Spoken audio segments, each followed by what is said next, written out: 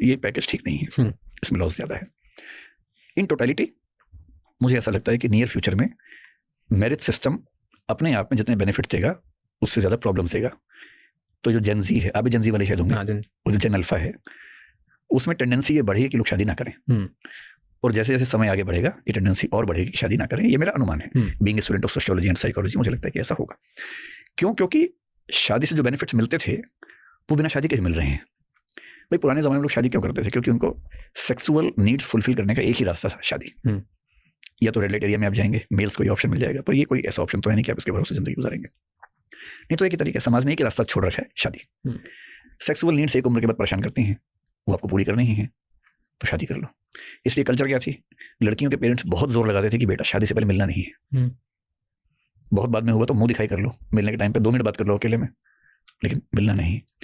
क्योंकि लोगों को आइडिया है कि वो खुमार 4 दिन 10 दिन 20 दिन में खत्म हो जाएगा, और फिर हो सकता है, स्पेशली लड़के के मामले में हो सकता है कि उसको लगे कि नहीं, उस खुमार को उतरने से पहले शादी करवा देनी है, जिंदगी भर का इंश्योरेंस लेना है।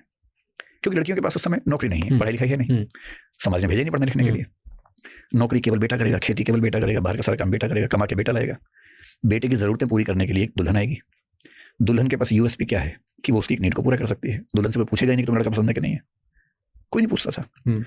और सबको पता है, लड़की के बाप को भी, लड़के के बाप को भी सबको पता है, क्योंकि वो भी उस दौर से गुजरे हुए हैं, कि सेक्सुअल नीड्स कुछ समय के बाद जब कम होती हैं या मन भरने लगता है तो विवाह नहीं टिकता उसके बाद। तो 2 सिस्टम्स आप देखेंगे पुराने समाजों में, एक तो शादी से पहले मेल मिलाप नहीं होगा, दूसरा शादी के बाद तलाक नहीं होगा।